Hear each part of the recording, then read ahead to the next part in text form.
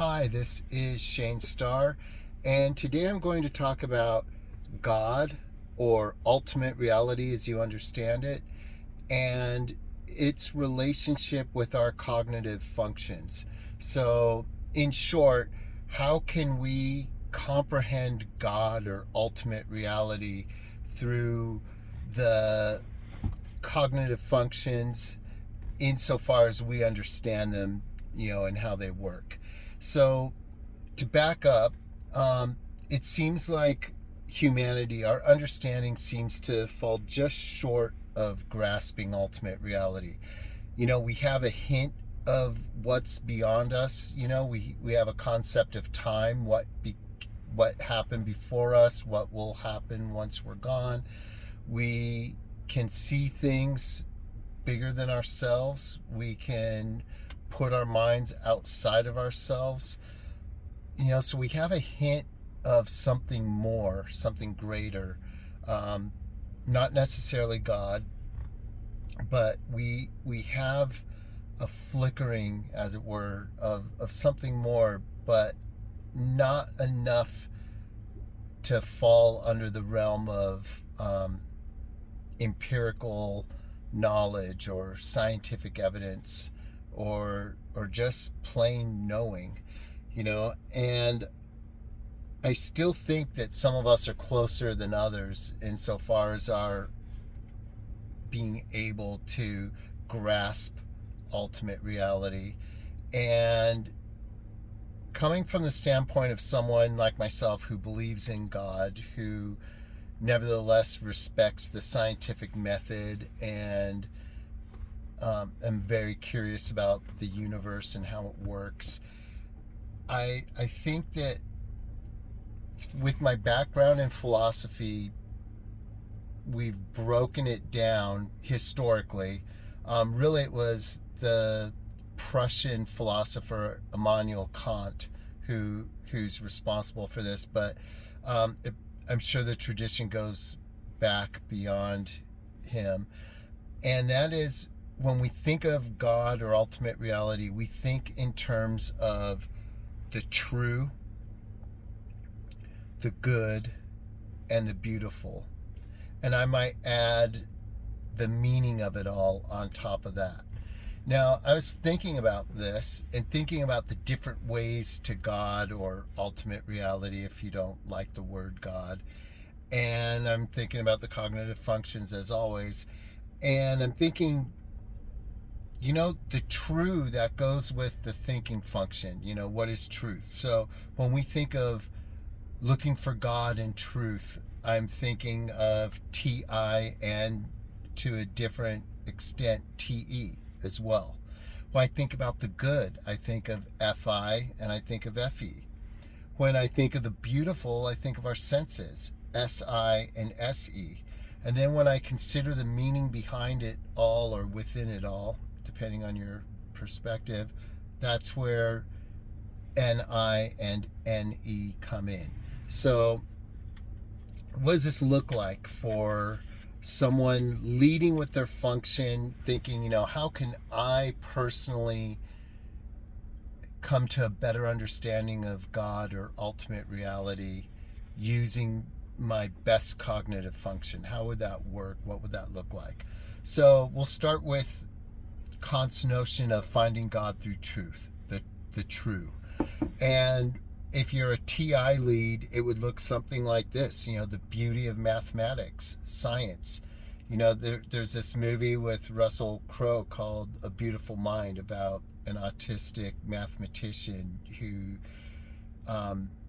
it turns out he was a little crazy, but he could make, beautiful equations and the truth, seeing it on the board or on paper, there's something special. There's something almost godly about that. And I think some people can and have found truth through mathematics. And I would extend that to science. They say a little bit of science makes you an atheist, and a lot of science brings you back to theism a lot of times. I'm not saying that's going to happen every time or with you personally, but the beauty of the laws of nature, the laws of physics, how it all works, how gravity is prevalent and makes life possible on this planet and possibly others.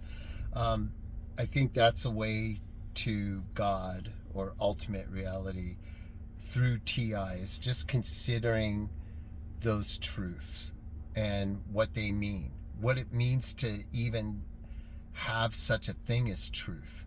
We could live in a truly random universe where you throw a ball in the air, sometimes it goes down, but sometimes it goes sideways or up or back at you or whatever. But we have laws of nature, we have laws of physics, we have mathematics, and I think there's a certain, again, godliness to that. Okay, next, TE. This would come in terms of comprehending the production and function and efficiency and work of the world, work of the universe, seeing how things function together for a greater purpose, watching some bees land in some beautiful flowers and go from one to the next, knowing it's a synergistic relationship, helping both the flowers and the bees, and in turn helping us humans and the earth itself. There's a certain beauty to witnessing that and seeing how nature works and how evolution provides species with adaptations for survival, and you see growth and positive growth, and just seeing the world as a machine and how it works efficiently to clean itself, to create, to recycle. I think all those things are part of TE, and I think it's part of the true. Okay, moving on to Kant's notion of the good. And I think this is the one most easily recognizable by the regular non-philosophers. And we'll start with FI. This would be our cognition of love, one-on-one love, cuteness, babies, little kids, animals, random acts of kindness, purposeful acts of kindness, seeing, if you have a dog or a cat and they have puppies or kittens, and seeing the mother take care of them, it's just a beautiful thing. And even though there's no logical correlation there, you look at that and it makes you believe, at least some of us. And I think, reaching God through witnessing those beautiful, wonderful things between creatures, there's nothing like it. And I think that is a path from our natural state to godliness, is that FI route. Next, FE, extroverted feeling. This would be family values, community values, our relationships, our loved ones, the notion of giving or sacrifice, helping the poor. This is probably the one that's closest to traditional religions and spirit, but there is something to that. There is something to, someone expecting judgment and receiving mercy instead. It's a beautiful thing, and it's part of the good. And I think those things, if you want a quick route from base humanity to the divine, help someone who needs it. You go from 0 to 60 like that. Moving on, the beautiful. And this is the one from a cognitive functions standpoint and a deeply personal standpoint I probably relate to perhaps the most. We'll start with SI. And this is, in sociologics, some of this might sound like TI, but I'm talking just functions as I understand them, probably more from an MBTI standpoint. SI, when I think of SI, I think of the beauty of order, organization, matching colors, having a clean room, having a clean car or a clean office space, having fresh food, the smell of fresh laundry. I would add, cool water, just different sights and sensations and textures of the world, soft things, crunchy things, sweet things, all these sensations and senses we have when we get a moment of bliss like that, your first sip of coffee in the morning, the smell of a fresh rose, jumping in a cool body of clear water on a hot day. All of those are magical moments, and I think they bring us closer to the divine. If there's a heaven, and some of us like me believe in one, it's got to have that kind of stuff in it. Absolutely. Not only from the smallest little details on your clothing or outfit or your fingernails, but to the largest vast galaxies that our telescopes are capturing, not only going forward in space but backwards in time as well. These are SI things, and I think this notion of the beautiful brings us closer to the divine. Next, SE. This is regular, plain beauty, beautiful sunsets, beautiful city lights. I would say fashion. I would say people, animals, anything that our eyes can capture. Music, the beauty of music, and SE leads are always at the top of the list when it comes to music appreciation. When you hear beautiful music, it's like teleporting you to a different space. And I think there's some divinity in that.